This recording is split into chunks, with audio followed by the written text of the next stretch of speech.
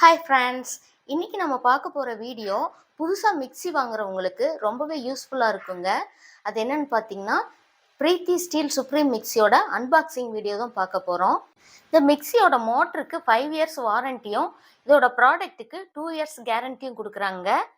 இந்த வீடியோ ஃபுல்லாக பார்த்தீங்கன்னா புதுசாக மிக்ஸி வாங்குறதுக்கு உங்களுக்கு ஒரு நல்ல ஐடியா கிடைக்கும்னு நம்புகிறேங்க.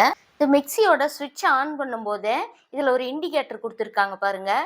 இது ப்ளூ கலரில் ஆன் ஆகும். இந்த மிக்ஸி ஆனில் ஆஃபில் இருக்காங்கிறத இந்த இண்டிகேட்டரை வச்சே நம்ம தெரிஞ்சுக்கலாங்க.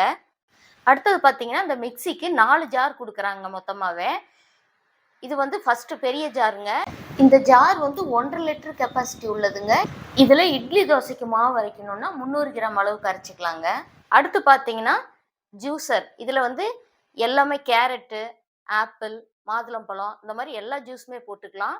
இது வந்து மேலே இந்த மாதிரி ஒரு பாக்ஸ் கொடுத்துருக்காங்க. உள்ளுக்குள்ளே ஃபில்டர் கொடுத்துருக்காங்க.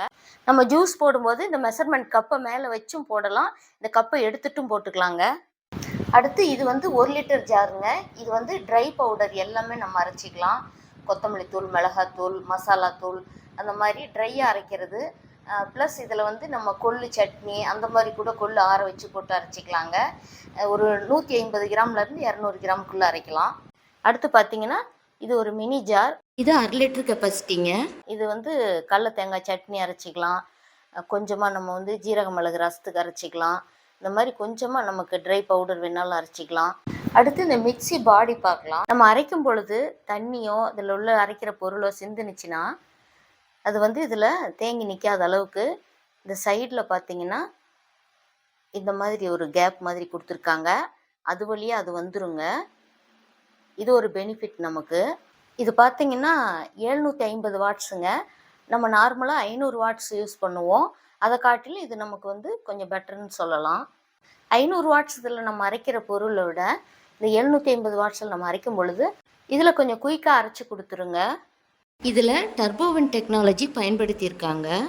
அது எதுக்குன்னு பார்த்தீங்கன்னா மோட்ரு ஹீட் ஆகும்போது அந்த ஹீட்டு நம்ம அரைக்கக்கூடிய பொருளில் சூடாகாமல் இருக்கிறதுக்காக இந்த அமைப்பு வச்சுருக்காங்க. நார்மலாக எல்லா மிக்சிலையும் பார்த்தீங்கன்னா இந்த இடத்துல ஒரு கேப் இருக்கும்.